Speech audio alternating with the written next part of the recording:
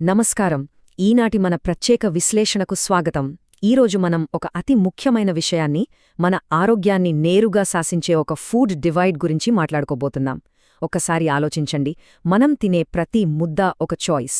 అది మన శరీరంలో ఇన్ఫ్లమేషన్ను అనగా మంట లేదా ఇన్ఫెక్షన్ లక్షణాలను పెంచుతుందా లేదా ఆ ఇన్ఫ్లమేషన్తో పోరాడుతుందా? అసలు ఈ ఇన్ఫ్లమేషన్ అంటే ఏంటి? మన ఆహారపు అలవాట్లు దీన్ని ఎలా ప్రభావితం చేస్తాయో ఇప్పుడు వివరంగా డీకోడ్ చేద్దాం. సరే, నేరుగా విషయంలోకి వెళ్ళిపోదాం. ఇదొక అద్భుతమైన గైడ్ లాంటిది. ఆహారం మన శరీరంలో ఇన్ఫ్లమేషన్ను ఎలా రేకెత్తిస్తుంది, అదే ఆహారం దాన్ని ఎలా అడ్డుకుంటుంది అనే దానిపై పూర్తి సమాచారం ఇందులో ఉంది. ఈ సోర్స్ మెటీరియల్ను ఆధారంగా చేసుకుని అసలు ఏ ఆహారం ఎలాంటి ప్రభావాన్ని చూపుతుందో ఇప్పుడు మనం తెలుసుకుందాం.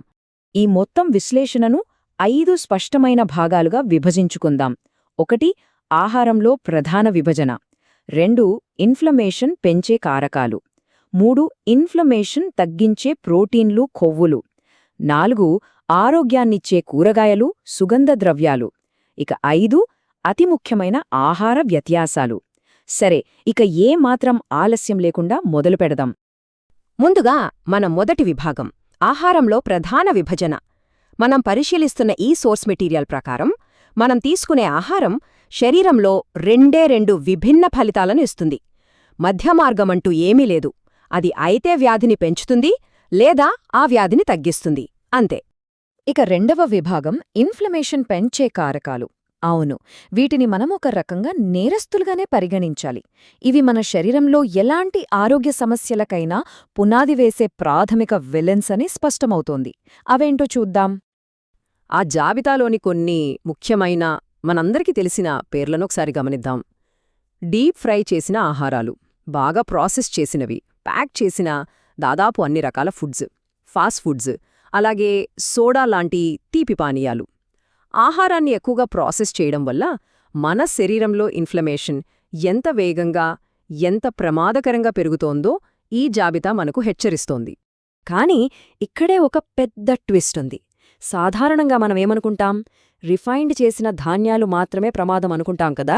కానీ అత్యంత ఆశ్చర్యకరమైన విషయమేమిటంటే, మనం ఎంతో ఆరోగ్యకరమని నమ్మే హోల్ గ్రెయిన్స్ అంటే ముడి ధాన్యాలు కూడా ఇన్ఫ్లమేషన్ను పెంచే జాబితాలోనే ఉన్నాయి.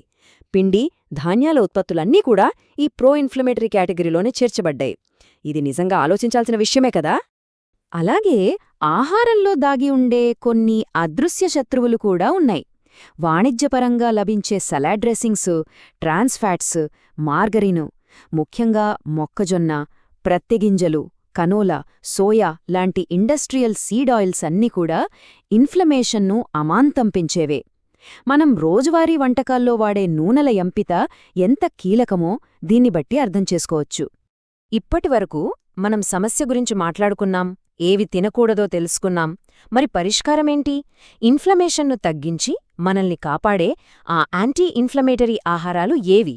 ఆ రియల్ హీరోలెవరో ఇప్పుడు తెలుసుకుందాం. ఇప్పుడు మూడవ విభాగం, ఇన్ఫ్లమేషన్ తగ్గించే ప్రోటీన్లు మరియు కొవ్వులు. మన శరీరాన్ని రిపేర్ చేసే అద్భుతమైన ప్రోటీన్లు, అలాగే ఆరోగ్యకరమైన ఫ్యాట్స్ గురించి ఇప్పుడు దృష్టి సారిద్దాం. ఇక్కడ అసలైన ఆసక్తికరమైన విషయమేమిటంటే, అత్యుత్తమ నాణ్యత గల ప్రోటీన్, ఫ్యాట్ సోర్సెస్ స్పష్టంగా విభజించబడ్డాయి. సహజంగా నీటిలో పెరిగే చాపలు, గడ్డి తిని పెరిగే జంతువుల మాంసం, బోన్ బ్రోత్ లాంటివి పవర్ఫుల్ ప్రోటీన్లు. ఇక ఫ్యాట్స్ విషయానికొస్తే avocado, organic extra virgin olive oil, కొబ్బరి నూనె లాంటివి బెస్ట్ ఆప్షన్స్. ఇవన్నీ మన శరీరంలోని మంటను అద్భుతంగా చల్లబరుస్తాయి. ఇప్పుడు మన నాలుగవ విభాగం, ఆరోగ్యాన్నిచ్చే కూరగాయలు మరియు సుగంధ ద్రవ్యాలు. కేవలం మాంసం, నూనెలు మాత్రమే కాదు, రంగురంగుల మొక్కల ఆధారిత ఆహారాలు మనల్ని ఎలా కాపాడతాయో చూద్దాం. ప్రకృతి మనకు ప్రసాదించిన అద్భుతమైన ఔషధాలివి. నిమ్మకాయలు, బెర్రీలు, స్టార్చ్ అంటే పిండి పదార్థాలు లేని కూరగాయలు ఇందులో ఉన్నాయి. ఇక పానీయాల దగ్గరికొస్తే green tea, apple cider vinegar చాలా ఎఫెక్టివ్గా పనిచేస్తాయి. అంతేకాదు, మన పోపుల పెట్టెలో ఉండే పసుపు, అల్లం, వెల్లుల్లి, తులసిలాంటి సుగంధ ద్రవ్యాలు ఇన్ఫ్లమేషన్పై పోరాడే పదునైన ఆయుధాలు అని ఇది స్పష్టం చేస్తోంది. ఇక మన విశ్లేషణలో చివరిదైన అత్యంత కీలకమైన 5వ విభాగానికి చేరుకున్నాం. అదే ముఖ్యమైన ఆహార వ్యత్యాసాలు. ఈ రెండు విభిన్న ప్రపంచాలను పక్కపక్కన పెట్టి పోల్చి చూస్తే మనకొక స్పష్టమైన క్లారిటీ వస్తుంది. ఇక్కడ అసలు పాయింట్ ఏమిటంటే, జంతువులకు ఎలాంటి ఆహారం పెట్టారో దాని మాంసం మన శరీరంపై చూపే ప్రభావం కూడా దాదాపు అలాగే ఉంటుంది. ఉదాహరణకు, ధాన్యాలు తిని పెరిగే జంతువుల మాంసం లేదా గుడ్లు ఇన్ఫ్లమేషన్ను పెంచేవిగా మారతాయి. అదే సహజంగా బయట గడ్డి తిని పెరిగే జంతువుల మాంసం పూర్తిగా యాంటీ ఇన్ఫ్లమేటరీ లక్షణాలను కలిగి ఉంటుంది. ఫుడ్ క్వాలిటీ ఎక్కడ మొదలవుతుందో గమనించారా?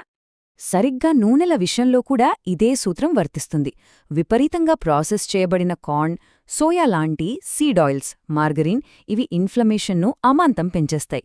దానికి పూర్తి విరుద్ధంగా పండ్లు, గింజల్నుండి నేరుగా సహజంగా తీసిన organic extra virgin olive oil, కొబ్బరి నూనె మన ఆరోగ్యాన్ని రక్షిస్తాయి. ఈ విశ్లేషణను ముండించే ముందు ఈ సమాచారమంతా చూశాక నన్ను తీవ్రంగా ఆలోచింపజేసిన ఒక ప్రశ్న: ఇన్ఫ్లమేషన్ను అదుపులో ఉంచుకునే రహస్యమంతా మన ఆహారం ఎలా పండించబడింది, ఎలా ప్రాసెస్ చెయ్యబడింది అనే దానిపైనే ఆధారపడి ఉందా? ఖచ్చితంగా అవుననే అనిపిస్తోంది. ఇది మన భవిష్యత్ ఆహార ఎంపికలను పూర్తిగా మార్చేయగల ఒక బలమైన వాస్తవం. ఈరోజు మన విశ్లేషణ అందరికీ ఎంతో ఉపయోగపడుతుందని ఆశిస్తున్నాను. ఇలాంటి మరెన్నో ఆసక్తికరమైన విషయాల కోసం దయచేసి లైక్, షేర్ మరియు సబ్స్క్రైబ్ చేయండి. బెల్ ఐకాన్ ప్రెస్ చేయడం అస్సలు మర్చిపోవద్దు. అలాగే ఏవైనా ఫిజికల్ థెరపీ లేదా ఎమర్జెన్సీ పెయిన్ రిలీఫ్ ట్రీట్మెంట్స్ అవసరముంటే అమీర్పేట్లోని డాక్టర్ గంగాధర్ ఫిజియోథెరపీ సెంటర్ను సంప్రదించవచ్చు. 8686-105-177 నంబరుకు కాల్ చేయండి లేదా వారి వెబ్సైట్ను సందర్శించండి. మరొక అద్భుతమైన విశ్లేషణతో మళ్ళీ కలుద్దాం. జై హింద్.